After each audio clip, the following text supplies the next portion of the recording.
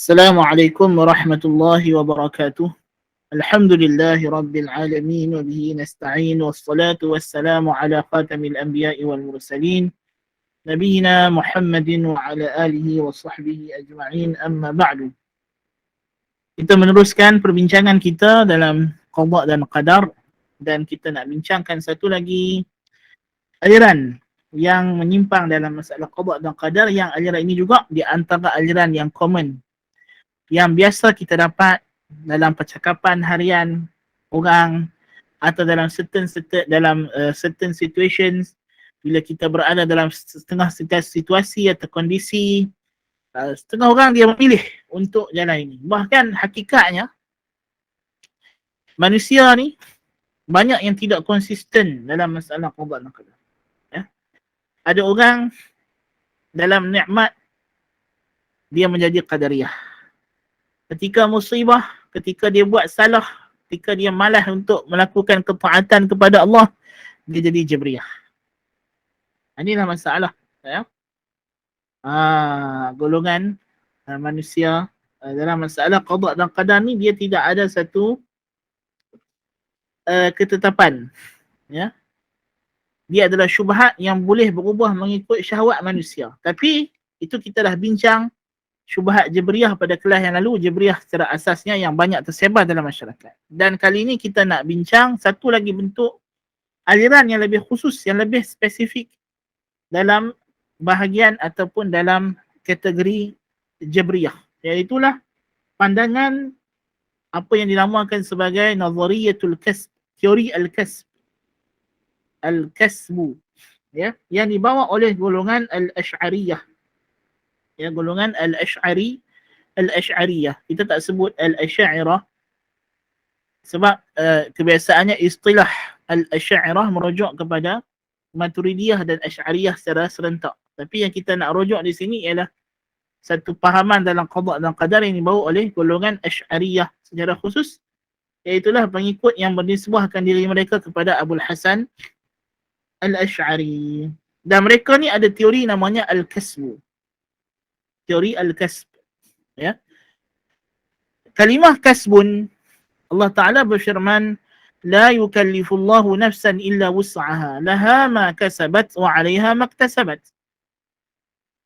Abu Ja'far At-Tahawi rahimahullahu ta'ala dalam aqidah Tahawiyah, dia kata wa af'alul ibad makhluqatun lillahi wa kasbun lil ibad.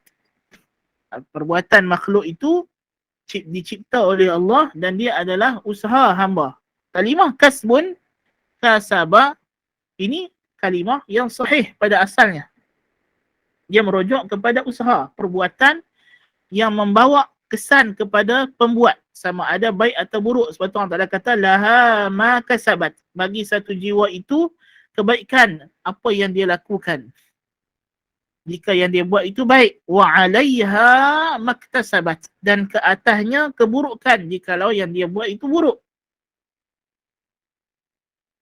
Jadi kalimah kasbun itu sendiri pada asalnya mustalahun syar'i dan sahih untuk kita guna bagi merujuk kepada a'malul ibad, perbuatan makhluk, the action of the creation. Jadi dia adalah kataan yang sahih. Tetapi di sini golongan Asy'ariyah menggunakan istilah kasbun, kalimah kasbun, dengan satu istilah yang khas bagi merujuk kepada mazhab mereka dalam masalah qada dan qadar, iaitulah masalah perbuatan hamba. Golongan Asy'ariyah berbeza dengan golongan Jahmiyah dari sudut Asy'ariyah beriktikad bahawa hamba, makhluk, adalah fa'ilun li af'alihi haqiqatan, pembuat bagi perbuatannya secara hakikat. Yakni kita memang melakukan, disandarkan perbuatan kita kepada kita. Bila kita bergerak, maka Asy'ariyah tidak ada bezanya dengan ahli sunnah, bersetuju bahawa yang bergerak itu ialah kita. Kalau saya yang bercakap, maka sayalah yang bercakap. Kita tak kata Tuhan yang bercakap. So ini berbeza dengan golongan sebahagian lagi Jabriyah yang melampau, yang ghulu, yang beranggapan perbuatan makhluk hakikatnya perbuatan Tuhan, seperti golongan wahdatul wujud. Yang ini Jabriyah yang paling tinggi sekali ialah wahdatul wujud. Yang menganggap perbuatan makhluk hakikatnya perbuatan Tuhan. So Asy'ariyah berbeza dengan golongan ini. Dan mereka juga berbeza dengan Qadariyah kerana mereka mengisbatkan bahawa perbuatan makhluk adalah dicipta oleh Allah Subhanahu wa taala. Ya, dicipta oleh Allah Subhanahu wa taala. So kita dapati Asy'ariyah berbeza dengan Jabriyah dari sudut mereka mengisbatkan hamba sebagai pembuat yang hakiki. Dan dia juga berbeza dengan Qadariyah kerana mereka mengisbatkan perbuatan hamba itu adalah makhluk bagi Allah Ta'ala. Jadi kalau kita tengok dari sudut atas, akidah Asy'ariyah ni sama saja dengan akidah Ahli Sunnah wal Jamaah. Tetapi bila kita selok ke bawah lagi, kita menyelam sedikit ke dalam perbahasan mereka, kita dapati ada perbezaan juga akidah Asy'ariyah dengan Ahli Sunnah wal Jamaah yang mereka namakan akidah mereka, yang pada asalnya julukan ini diberi golongan Mu'tazilah kepada mereka. Kemudian Asy'ariyah sendiri menamakan diri mereka sebagai Al-Jabriyatul Mutawassithah, Jabriyah pertengahan. So Asy'ariyah tidak menafikan diri mereka sebagai Jabriyah. Ini poin penting kita kena faham. Dan tetapi mereka menamakan Jabriyah mereka Jabriyah Mutawassithah, Jabriyah pertengahan. Moderate Jabriyah. Kan? Jadi apakah akidah yang dikatakan Al-Jabriyah Al-Wasatiyah ini? Iaitulah mereka mengatakan bahawa perbuatan hamba itu dinisbahkan kepada hamba dari sudut mereka adalah mahal, mereka adalah tempat berlakunya kudrah Allah Subhanahu wa taala. Asy'ariyah mengisbatkan makhluk ada kudrah, ada kemampuan, ada iradah, tetapi di sisi mereka kudrah dan iradah makhluk ghairu mu'athirah, tidak memberi kesan dan tidak memberi bekas,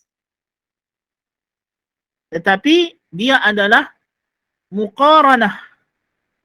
muqaranatu qudratin hadithatin bi qudratin qadimah. Dia kata dia adalah bersamaan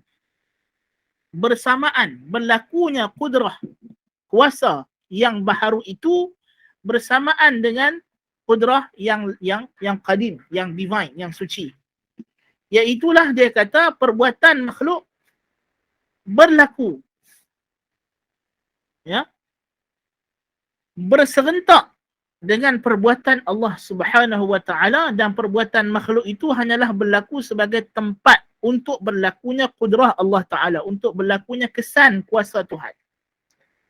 Ini yang dikatakan Al-Kasbu, dan ini adalah pegangan majoriti, jumhur Asy'ariyah. Kerana Asy'ariyah juga berbeza pandangan dalam mentakrifkan Al-Kasbu, tetapi yang kita nak bincang ni ialah pandangan mazhab Asy'ariyah, bukan pandangan peribadi beberapa tokoh Asy'ariyah seperti Al-Baqillani, seperti Imam Al-Juwaini, dan juga Al-Imam Al-Fakhr Ar-Razi rahimahumullah wa ghafarallahu lahum.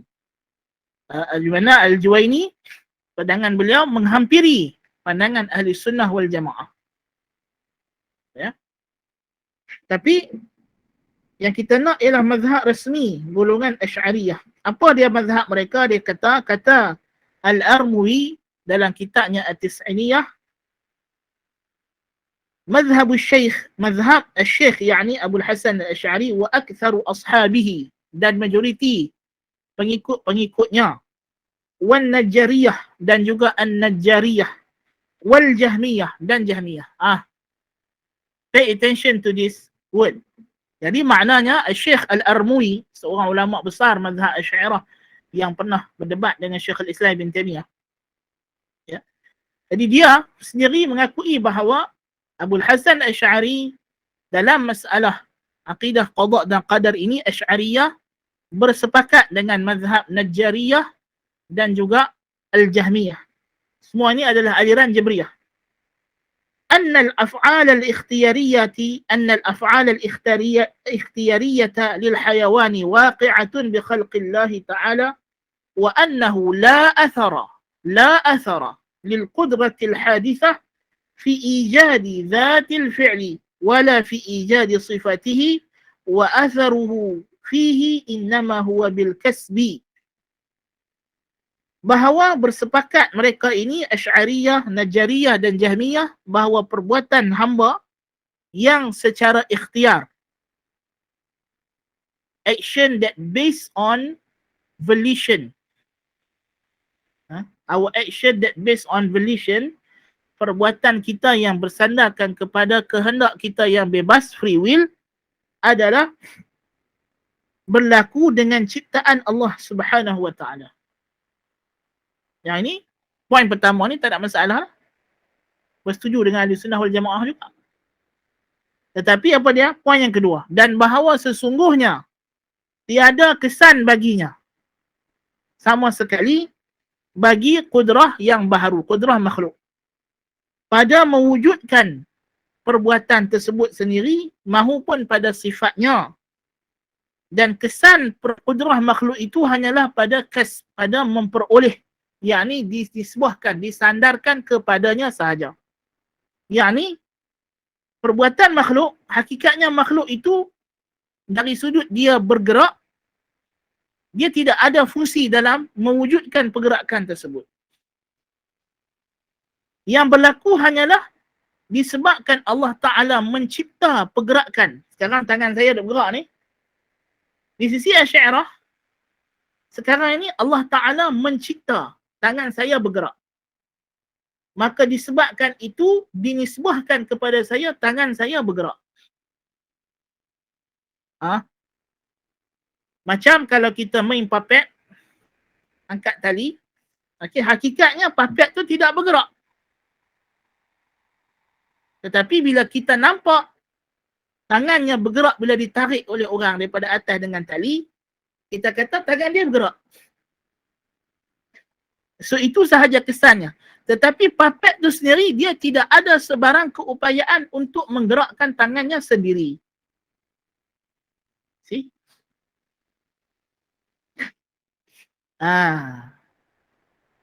Itu maksud. Lebih kurang macam tu dia nak kata. Ya. Kata Al-Amidi, مذهب الشيخ أبي الحسن الأشعري أنه لا تأثير للقدرة الحادثة في حدوث مقدورها ولا في حدوث صفة من صفاته وأن الله تعالى أجرى العادة بخلق مقدور مقارنا لها يقع عند قدرة العبد لا بقدرة العبد فيكون الفعل خلقا من الله إبداعا وإحداثا وكسبا للعبد بوقوعه مقارنا للقدرة. Dia kata perbuatan makhluk ni berlaku dengan beriringan dengan kudrah Allah Ta'ala, bukan dengan kudrah makhluk. Jadi mereka di sini akan datang isu yang dibawa oleh golongan Asy'ariyah ialah mereka menafikan, denying apa yang disebut sebagai cause and effect, menafikan as-sabab wal musabbab. So Asy'ariyah dalam akidah resmi mereka tidak melihat di sana ada sebab musabbab. Yang mereka gambarkan dalam kitab-kitab mereka sebagai api tidak membakar, air tidak membasahkan. Tetapi kebakaran berlaku ketika adanya api. Basah terjadi bila adanya air. So dia berkata al-maqdur waqi'un inda qudratil abdi la biqudratil abdi. Sesuatu kejadian, al-hadithah, event, occurred. Dia kata during, ketika, when, bukannya with, bukannya by. Itu dia kata dia berlaku ketika adanya kemampuan makhluk. Ketika makhluk itu bergerak, maka Allah Ta'ala ciptakan padanya pergerakan. Jadi makhluk adalah mahal. place, adalah space yang menjadi tempat Allah Ta'ala ciptakan kejadian. Bukan makhluk itu sebagai sebab bagi kejadian. Ini adalah akidah resmi golongan Al-Asy'ariyah. So apa mereka punya usul yang mereka pakai untuk menegaskan perkara ini? Ada lagi pandangan lain dalam Asy'ariyah, tapi kita tak nak ambil, kita ambil yang resmi sudahlah. Yang mana ini juga pandangan yang masyhur yang sekarang ini disebarkan di Malaysia, ya, yang banyak diajarkan di radio-radio, di televisyen, di pondok-pondok juga mengaji macam itu. Jadi kita ambil yang ini, ya. Dia kata yaqumu di sini mazhabul Asy'ariyah ada 3 usul wujudiyah. 3 prinsip kewujudan yang dia pegang, iaitu yang pertama dia kata istihalatu huduthi maqdurin min qadiraini min jihatin wahidah. Iaitulah mustahilnya berlaku sesuatu kejadian dengan dilakukan oleh 2 pembuat secara serentak dari satu arah yang sama. Of course, macam kita kata, kan? Kalau saya pegang telefon, okay, di sebelah sini, tak mungkin ada orang lain juga boleh letakkan tangannya daripada arah yang sama dan pegang telefon ni juga. Melainkan dia mungkin boleh pegang tangan saya, tapi tak boleh pegang telefon. Kalau dia duduk di hujung sebelah sana, mungkinlah. Kan? Kalau kita kata pegang telefon ni, kan? Kalau kita kata di sebelah sini juga, nak satu orang duduk sebelah sini juga pegang telefon, tak mungkin. Tapi kalau dia duduk depan saya atau sebelah kanan saya, kira mungkin dia boleh pegang. Kan? Dia kata. Macam kita dah bincang sebelum ni.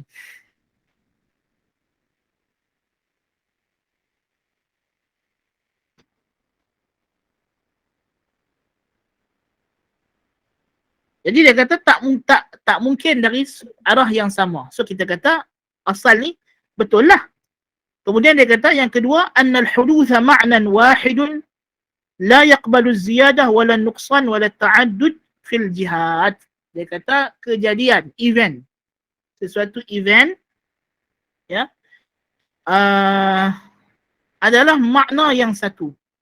Contingency, berlakunya sesuatu yang baharu itu, kebaharuan sesuatu, berlakunya sesuatu, the contingency itself, bukannya benda, tetapi baharu itu sendiri adalah satu arah. Dia tidak boleh menerima pelbagai arah.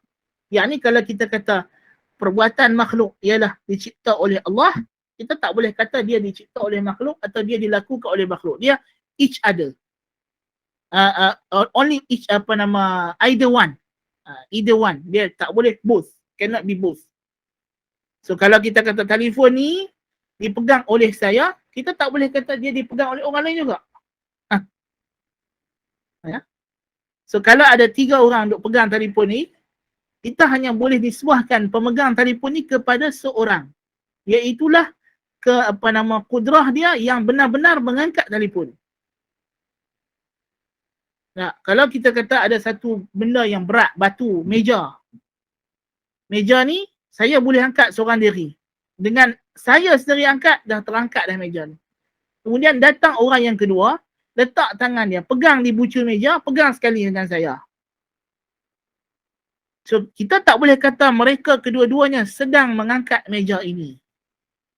Hanya salah seorang saja. Adapun seorang lagi, dia mungkin hanya sekadar meletak tangan kerana kudrahnya tidak memberi kesan, dia berkata. Tak memberi kesan. Jadi kalau kita kata kudrah Allah Ta'ala lah kudrah yang berkuasa mewujudkan, kita tak boleh kata kudrah makhluk juga berkuasa mewujudkan, kerana ini akan menjadi di sisi mereka sebagai syirik. Pay attention to this. Sebab di sini kita akan takrifkan syirik di sisi Asy'ariyah. Memahami perkara ni penting. Sebab kita tak faham benda ni, kita akan duduk masih tertanya-tanya. Kenapa orang Asy'ariyah ataupun Asy'ariyah tidak menganggap orang yang pergi ke kubur, minta kepada orang mati sebagai syirik? Sebab ini adalah trust. Akidah inilah yang membenarkan mereka membuat yang itu. Okey? So dia berkata, dan kenapa pula Asy'ariyah menuduh ahli sunnah wal jamaah sebagai syirik? Bila kita kata bila kita kata meminta bantuan kepada makhluk dalam perkara yang mereka mampu. So dia berkata perkataan orang Wahabi, orang ahli sunnah wal jamaah dalam perkara yang mereka mampu. Mampu ini bila kita sandarkan mampu kepada makhluk, bagi mereka itulah yang syirik. Maksudnya dia terbalik. Orang Asy'ariyah bagi dia, kalau kita pergi minta dekat orang mati, dalam keadaan kita tak yakin orang mati itu ada kuasa, ada kemampuan, hanya sekadar minta di mulut sahaja, tapi dalam hati i'tiqad Allah Ta'ala yang berkuasa, yang tu tak syirik dia kata. Tapi kalau kita minta tolong orang yang hidup, dalam keadaan kita beriktikad dia yang berkuasa memberi, dia ada kemampuan untuk tolong kita, bagi dia itu syirik. Asy'ariyah sudah terbalik. Kan? Jadi pasal apa? Pasal inilah konsep dia. Dia kata hudus, contingency tidak boleh berlaku dari pelbagai arah. Dia hanya boleh berlaku dari satu sudut sahaja. Sebab dia kata jihatul hudus qadiyah wahidah la takhtalif bin nisbati ila al-jawhari wal-ardi. فلو أثرت في قضية الحدوث لأثرت في حدوث كل محدث.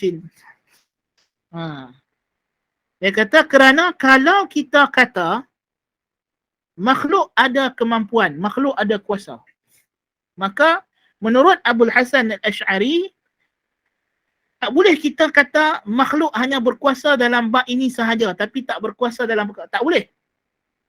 Di sisi mereka tak ada istilah itu. Kalau kita kata dia berkuasa, maka dia kena berkuasa mutlak semua benda. Dia boleh buat semua. Kalau kita kata dia tak berkuasa semua. So kita tak boleh bahagi-bahagi. Dia hanya either one.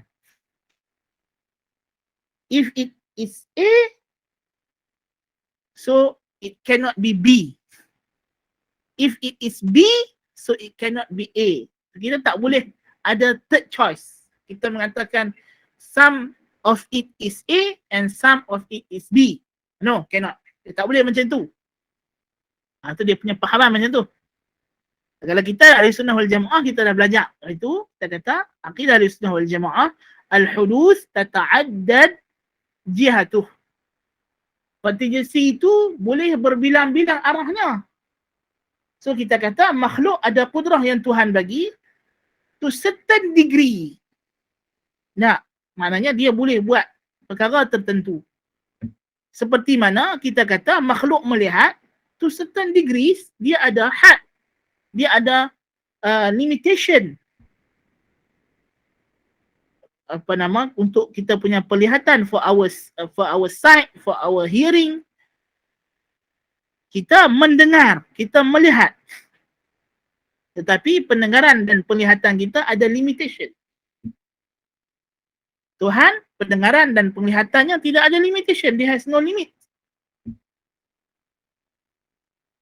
There has no limit for God hearing and seeing. Sebab tu Allah Ta'ala disifatkan sebagai As-Sami'ul Basir. They all hearing, they all seeing. Kan? Jadi, Asy'ariyah dalam bab melihat dan mendengar dia boleh terima lagi. Tapi dalam bab kudrah dia tak boleh. Why? Kenapa? Leish? Pasal apa Asy'ariyah tak boleh terima bila kita kata makhluk ada certain degrees yang dia boleh to certain degree, to certain limit, makhluk, the servant, the creation has ability, ada kemampuan. So dia kata tak boleh. Kalau kita kata God who possess the ability, so kita tak boleh kata makhluk ada ability, makhluk ada kemampuan. Kita kena pilih. We must to choose either one, God or makhluk. Itu dia tak boleh pilih kedua-duanya. Okay. Pasal the main issue adalah apabila Asy'ariyah mentarifkan nama Allah. Ini balik kepada isu ini.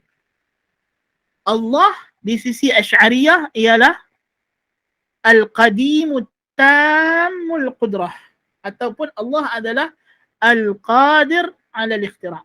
Allah makna bagi mereka Al-Ilahiyah adalah Al-Qadir biqudratin tammah, yang berkuasa dengan segenap kuasa. Jadi khususiyah Al-Ilahiyah, akhassu sifatil ilah, sifat Tuhan yang paling spesifik bagi mereka, yang paling khusus, yang paling menyentuh kewujudan Tuhan ialah kuasa, qudrah, ability. Ada. So, ini sama macam cerita Jahmiyah, betul tak? Kenapa Jahmiyah menafikan kewujudan qudrah dan iradah pada makhluk? Sama juga. Sebab Jahmiyah buat satu kaedah, apa yang makhluk ada, Tuhan tak boleh ada. Dan apa yang Tuhan ada, makhluk tak boleh ada.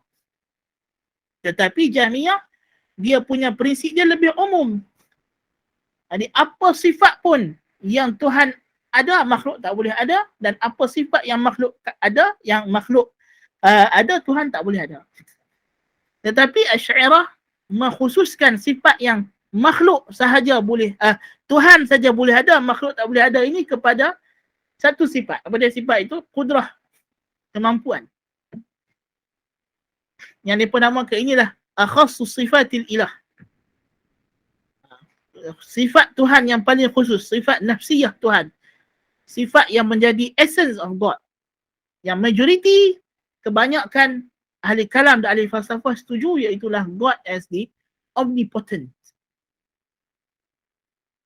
Tuhan sebagai yang maha berkuasa, yang tidak ada batas kepada kuasanya.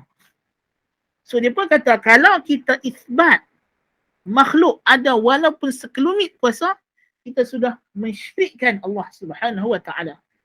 Itu poin dia. Pasal inilah makna Allah, makna ilah. Makna kita menyembah Allah, kita beribadat, kita beriktikad hanya Allah yang berkuasa. See? Bukan ibadat tu bukan sujud, rukuk, minta, doa, itu bukan. Bagi dia ibadat tu dalam hati, i'tiqad ni. Apa dia i'tiqad dalam hati? Bahawa yang berkuasa hanya Allah. So walaupun kita sujud, kita rukuk kepada patung, kayu, batu, tapi dalam hati ni kita i'tiqad hanya Allah yang berkuasa. So dia kata itu bukan menyembah selain Allah Ta'ala. Cuma bila kita tengok ada orang sembah berhala, sembah kayu, sembah batu, dia kata, maka dengan itu kita hukum bahawa dalam hatinya, pada zahirnya dia kata, ini melazimkan dalam hatinya ada kepercayaan, kata, batu dan kayu ni ada kuasa. Itu je. So kita hukum dia secara zahir sebagai musyrik. Tetapi di sisi Allah Ta'ala kita tak tahu. Itu poin yang golongan Asy'ariyah bawa. Okey. Yang ketiga adalah anna fi'lal 'abdi la tu'athiru fihi illa qudratan wahidah.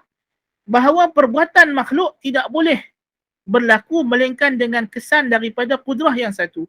So kalau kita kata perbuatan makhluk ini adalah natijah, adalah result daripada kuasa Tuhan, kita tak boleh kata lagi kuasa makhluk ada kesan, ada bekas kepada perbuatannya. Sebab dia kata tak boleh berlaku ada dua kesan pada satu makdur, pada satu event, pada satu kejadian, ya, pada satu contingent. Nah.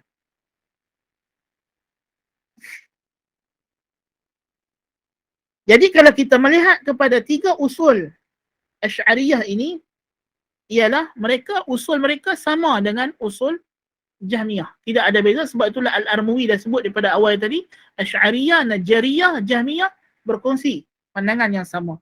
Cuma bezanya ialah apa dia? Dari sudut Asy'ariyah menisbahkan, membalikkan atau merujukkan balik hukum perbuatan kepada makhluk, bukan kepada Tuhan. So Asy'ariyah menisbahkan bila yang bergerak itu ialah makhluk sendiri, tetapi bukan dengan kuasanya, hakikat. Kalau Jahmiyah tadi, yang bergerak itu makhluk secara majaz, majaz, kan? Kalau golongan wahdatul wujud, Jabriyah yang lebih tinggi lagi, yang bergerak itu hakikatnya Tuhan, makhluk itu tidak wujud pun, kan? Jadi so Asy'ariyah duduk di bawah lah. The least degrees of Jabriyah ini adalah Asy'ariyah. Tapi tidak menafikan bahawa golongan ini boleh upgradekan dirinya untuk menjadi the next level and of course sampai ke tahap yang paling tinggi, iaitu wahdatul wujud. See? Sebab itu di sisi Asy'ariyah mutaakhirin, dia bahagikan tauhid itu kepada tauhid fi sifat, tauhid fi zat dan tauhid fi af'al. Mentauhidkan Allah pada sifat, pada zat, pada perbuatan. So dia berkata yang peringkat awal tauhid ialah mentauhidkan Allah pada af'al, perbuatan. Yakni kamu tidak melihat ada yang melakukan kecuali Allah. Tidak ada yang memberi bekas kecuali Allah. Kemudian kamu kena tauhid pada sifat. Tidak ada yang sifat pada makhluk ini kecuali daripada Allah. Sifat makhluk ni hakikatnya datang daripada Allah. Jadi sebenarnya tidak ada pendengaran, tidak ada penglihatan, melainkan pendengaran dan penglihatan Allah. Dan yang terakhir, kamu kena melihat tidak ada zat, melainkan zat Allah. Adapun makhluk, zatnya adalah tidak ada. Kerana itulah asalnya, dia kata. So, bila Asy'ariyah takrirkan tauhidnya begini, maka itulah yang kemudiannya dia boleh diharmonikan dengan fahaman wahdatul wujud. Nah, sebab itulah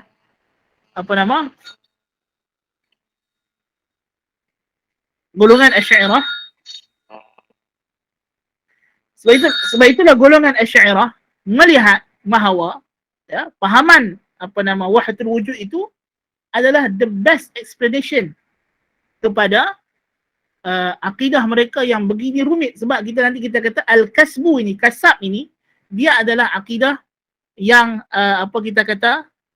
sukar untuk difahami. Bahkan ulama mengatakan ini adalah teori yang tidak masuk akal.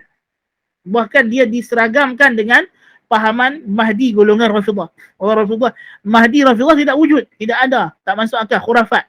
Di antara perkara khurafat ialah kas Asy'ari. Termasuklah perkara khurafat ialah kasbul Asy'ari. Kan? Jadi kasbul Asy'ariyah ni dilihat oleh ulama ialah perkara yang tak logik, illogical, yang tak boleh didefinisikan. Bahkan kalau kita nak kata dia ketidak logikannya itu mencecah sama taraf dengan Trinity pun, maka itu adalah tidak lari dan tidak jauh. Sebab dia memang tak boleh masuk akal. So macam mana you nak kata makhluk adalah pembuat, the doer, makhluk, the creations are the doers of their deeds, of their action. Tapi in the same time, we cannot say that they have anything as cause. They are not the causes of their action. They are the doer, but they are not the causes. Macam mana tu kita nak faham Asy'ariyah? Bagi dia, kita adalah pembuat, tapi kita bukan penyebab. You see? Ahlussunnah wal Jamaah, as long as kita adalah the doer, we are the causes. Kalau kita yang buat, kita adalah penyebab. We are one of the causes. Of course. Macam kita dah bincang sebelum ni, akidah Ahlussunnah wal Jamaah, tidak ada isu. Ahlussunnah wal Jamaah mengatakan Tuhan, God create events. He creates events through the causes. Berdasarkan sebab-sebab ini. Allah Ta'ala menciptakan api dengan dia menciptakan udara, menciptakan bahan-bahan yang pada bahan itu Allah ciptakan padanya ability, kemampuan, khasiyah, specialty ataupun special states that yang menyebabkan benda tersebut boleh menerima kejadian tersebut padanya. So bila kita kata api membakar, maknanya pada api ada ability, kudrah, kemampuan untuk membakar. Betul tak? Ha. Dan benda yang dibakar ada kudrah untuk menerima ihtiraq. So, an-nar laha qudratun lil ihraq. Wal khashab al-muhtariq, kayu api yang terbakar, lahu qudratun lil ihtiraq, qabiliyatul ihtiraq, dia boleh menerima, kan? Dia boleh menerima kebakaran pada dirinya. So siapa yang cipta? Allah Ta'ala cipta. Itu akidah Ahlussunnah wal Jamaah. Okey. Tapi sekarang Asy'ariyah dia kata tak. Api ialah membakar, pembakar, tetapi dia bukan penyebab kepada kebakaran. Sebab dia kata akhirnya kita kena kembalikan semua sebab kepada satu sebab sahaja, iaitu Allah Ta'ala. God is the only cause of everything, of every event, every contingency in the world, in the universe. Only one cause. Apa dia? Allah Subhanahu Wa Ta'ala. Sebab dia balik kepada konsep, of course, konsep Aristotle berkenaan dengan satu penggerak kepada alam ini. Baik.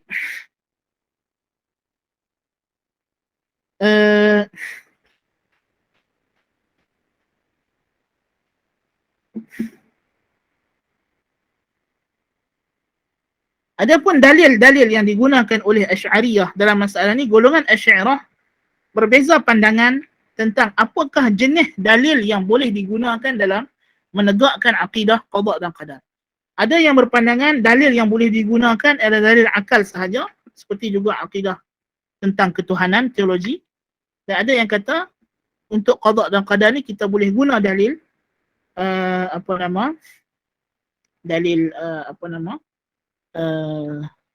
naqli juga, dalil naqli juga, ya. Poin dia untuk kita, dan dalil-dalil Asy'ariyah kenaan masalah ini hakikatnya untuk dalil naqli yang mereka bawa, dalil ayat Quran dan hadis, secara mudahnya kita kata dalil yang mereka bawa hanya mengisbatkan Allah sebagai pencipta, tetapi tidak menafikan makhluk sebagai sebab. Sebab Allah Ta'ala mengisbatkan dalam Al-Quran banyak. Di antaranya ayat yang kita baca, laha ma kasabat wa 'alaiha maktasabat. Ya. Bukannya kasab di sini adalah teori mereka. Karena kasbun di sini memang ada kesan. Kan? Allah Ta'ala kata alladhi ja'ala lakumul arda firashan was samaa'a binaa'an wa anzala minas samaa'i maa'an fa akhraja bihi minas thamarati rizqan lakum. Maka Allah keluarkan dengannya, dengan air hujan. Ba di sini dalam bahasa Arab ba sababiyah, ba sebab. Kan? Tilkal jannatu uristumuha bima kuntum ta'malun. Demikianlah syurga diwariskan kepada kamu disebabkan apa yang kamu kerjakan.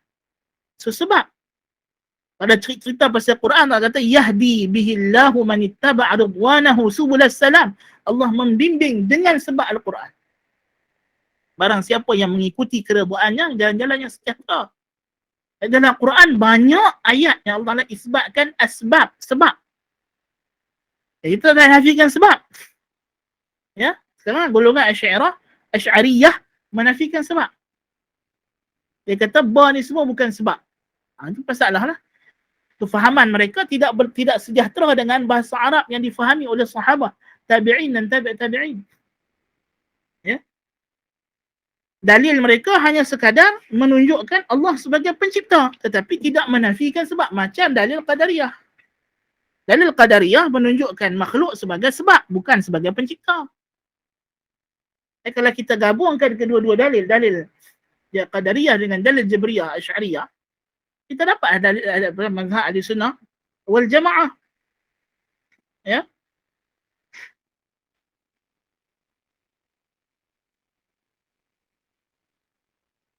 Baik. Dan ada lagi beberapa dalil akli yang kita kena bincang. Tapi bincangan ni kita akan bawa kepada ala kulli hal. Sebelum kita bincang dalil ni, kita akan sebut batalnya kenapa akidah Asy'ariyah dalam masalah ni batil. Ialah yang pertama, akidah mereka ni ghair ma'qulil makna macam kita sebut. Ulama mengatakan akidah kasad ini tidak masuk akal, tak logik. Ya, jadi dan Islam tidak bawa perkara yang tak logik. Ya. Dan yang kedua ialah mereka mengembalikan kesan hanya kepada bersamaan. Ya. Bersamaan satu perkara. Ya.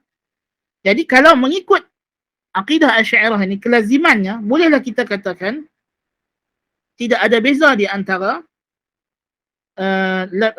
يصح أن يكون فعل الإنسان مقترنا بوجوده في البيت أو تحت الشجرة فلا فرق بين كونه في هذه الأمور وبين قدرته إذا كان الوصف المؤثر هو مجرد الاقتران فقط.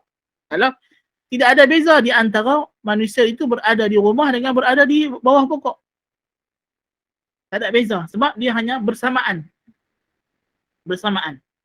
Seperti mana kewujudan kita dalam rumah bukan bermakna kita yang buat rumah. Tak ada beza. Jadi kita boleh nisbahkan hanya kerana dia duduk dalam rumah, kita kata dia yang buat rumah. Kalau dia duduk di bawah pokok, kita kata dia tanam pokok tu. Yang penting kita tengok siapa yang ada di situ ketika benda tu ada. Karutlah. Kerana kita boleh bezakan orang yang menanam pokok dengan orang yang berada di bawah pokok. Tak sama. Yang tanam lain, yang duduk berteduh di bawah pokok orang lain. Kan? Tak sama. Ada beza perbuatan. Tapi di sisi Asy'ariyah tak ada beza di antara menanam pokok dengan berteduh di bawah pokok. Dia pun tak kata macam tu. Tapi kelaziman akidah dia pun macam tu. Kelaziman dia. Tidak ada beza. Dan kemuncak akidah Asy'ariyah ini akan bawa balik kepada apa? Akan bawa balik kepada banyak perkara-perkara yang tidak logik. Seperti tidak ada di antara kelaziman akidah Asy'ariyah yang mereka iltizam dengannya ialah tidak ada baik dan buruk pada satu perkara secara zat. Macam kita dah bincang sebelum ni, bagi Asy'ariyah tidak ada benda ni baik atau buruk, melainkan kalau Allah suruh baik, kalau Allah larang buruklah. So syirik itu sendiri buruk kerana Allah larang. Kalau Allah tak larang, syirik tak buruk bagi mereka. Tauhid itu elok sebab Allah suruh. Kalau Allah tak suruh, tauhid pun tidak elok. Dan tidak juga buruk. Masalah. Kan? So menafikan adanya baik dan buruk pada satu perkara. Dan ini boleh membawa kepada jatuhnya taklif, hilangnya bebanan hukum syarak. Dan sudah tentu akhirnya kemuncak akidah Asy'ariyah ini akan balik kepada fahaman wahdatul wujud atau wahdatul syuhud. Tak kiralah dia fahaman wahdatul wujud kah, seperti yang dibawa oleh golongan Aswaja, atau wahdatul syuhud yang dibawa oleh sidang kalam kah, sama saja. Walaupun golongan wahdatul syuhud mengkafirkan wahdatul wujud, membantah golongan wahdatul syuhud dan sebagainya, bahkan sampai ke tahap tanah Melayu ini dalam sejarah sampai ke tahap berbunuh-bunuhan di antara golongan Asy'ariyah wahdatul syuhud dengan Asy'ariyah wahdatul wujud. Pernah berlaku pertumpahan darah di kalangan mereka. Tapi bila itu dari konteks, yalah, of course dari satu sudut kita bersama dengan golongan wahdatul syuhud untuk menentang golongan wahdatul wujud, tapi hakikatnya kedua-dua akidah mereka batil. Ya. Kerana orang wahdatul syuhud, walaupun dia kata tidak bawa, kami tidak terima akidah wahdatul wujud, kami percaya di sana ada dua kewujudan yang berbeza, wujud Tuhan dengan wujud makhluk. Tetapi the consequences, bagaimana wahdatul wujud itu? Wahdatul wujud itu terhasil daripada kelaziman akidah wahdatul syuhud. Wa butlanul lazim yadullu ala butlanil malzum. Kebatilan laziman sesuatu menunjukkan malzumnya batil. Ada? Kalau dah itu lazimnya, itu adalah kesannya, menunjukkan bahawa dia juga adalah batil lah. Kan? Kalau dah lazim itu sesuatu la yanfak, yang tak boleh dihilangkan. Of course, lazim dengan ta'rif mantiq yang daqiq di sini. Jadi sama ada fahaman wahdatul syuhud atau wahdatul wujud, kedua-duanya batil. Ya, kedua-duanya batil. Walaupun kita tahu ulama-ulama wahdatul syuhud di Nusantara ini, tanah Melayu Nusantara ini banyak berjasa besar dalam memerangi golongan wahdatul wujud, tapi dari sudut ilmiahnya, dari sudut akademiknya, selagi mana ada wahdatul syuhud, golongan wahdatul wujud akan datang balik. Ada hakikatnya kelaziman wahdatul syuhud itulah yang bawa kepada wahdatul wujud. Kan? Nah. Jadi kalau kita melihat kepada kelaziman akidah Asy'ariyah ini, banyaklah kelaziman-kelaziman yang batil. Di antaranya tadi kita kata mereka membenarkan syirik. Ya? Hanya kerana satu orang minta kepada orang mati dalam keadaan dia tidak meyakini orang mati itu ada kuasa. So, bagi mereka tidak ada beza minta orang mati dengan orang hidup sama. Tak ada beza kita panggil kawan kita yang depan kita, tolong Ustaz saya angkat barang ni, dengan kita panggil Tok Wali yang mati dalam kubur, mai tolong Ustaz Tok Wali angkat barang. Sama saja bagi mereka.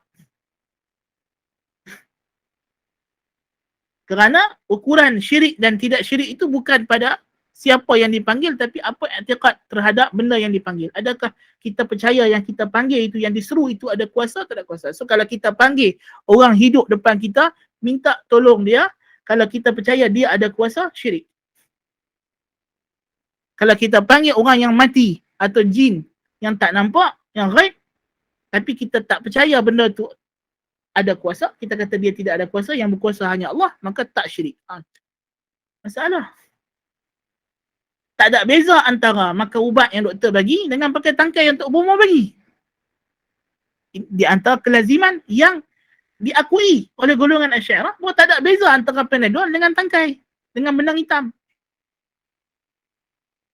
Ya? Ini masalah. Bahkan sampai ke tahap mereka kata tak ada beza di antara pisau dengan kertas untuk potong, untuk sebelah binatang. Ya, hakikatnya bila kita jalankan pisau di tengkuk kambing, bukan pisau yang memotong, tapi Allah mencipta potongan ketika pisau tu bergerak. Kalau kita ambil kertas, buku ataupun handphone, letak kat tengkuk kambing, kalau Allah nak supaya benda tu jadi, boleh jadi. Ya. Kita tak nafikan mukjizat dan karamat, tapi kalau based on this kind of cara fikir, maknanya mukjizat dengan karamat ialah bukan benda luar biasa, dia benda biasa. Kan? Dan kelaziman daripada pahaman yang menafikan cause and effect ini bawa kepada kemudiannya David Hume ambil pahaman ini dan terbalikkan dia dan menafikan mukjizat, dan menafikan kenabian, dan menafikan Tuhan. Na'udzubillah min zalik. Ya. So ini kalau perkara yang kita kata kelaziman-kelaziman yang batil ni menunjukkan bahawa akidah ni adalah akidah yang batil, dan insya-Allah pada kelas yang akan datang kita akan bincang lagi beberapa lebih mendalam lagi berkenaan dengan kelaziman kebatilan akidah Asy'ariyah dalam masalah ini, insya-Allah taala, kerana dia adalah benda isu yang sangat besar sekarang ini. Ya, banyak hujah-hujah untuk membolehkan syirik itu dibina di atas kepahaman ini, kepahaman teori al-kasb. Ya, Batu Syekhul Islam Muhammad bin Wahab dalam awal kitab Kasyfus Syubhat, dia kembalikan punca tersebarnya kesyirikan dalam umat Islam kepada 3 rukun akidah Asy'ariyah. Iaitulah tafsiran mereka terhadap kalimah Allah sebagai yang maha mencipta atau berkuasa, bukannya yang berhak disembah, menafikan amalan daripada penamaan iman, hakikat iman, dan masalah kasb. Ya. Itu di antara ketelitian beliau dalam mengkaji ilmu kalam, dan dia nampak efek ilmu kalam ini kepada penyelewengan dalam amalan. Nah. Jadi sekadar itu dulu, insya-Allah minggu depan kita tidak ada sesi, minggu selepasnya, minggu kedua daripada bulan 3 bulan Mac, kalau kita ada, minggu depan tak ada, sebab ada program lain. Jadi insya-Allah kita tangguhkan dulu perbincangan kita pada pagi ini dengan tasbih kafarah. Subhanakallahumma bihamdika asyhadu an la ilaha illa anta astaghfiruka wa atubu ilaik. Wassallallahu ala nabiyyina Muhammad wa ala alihi wa sahbihi wa barik wasallim. Wassalamualaikum warahmatullahi wabarakatuh.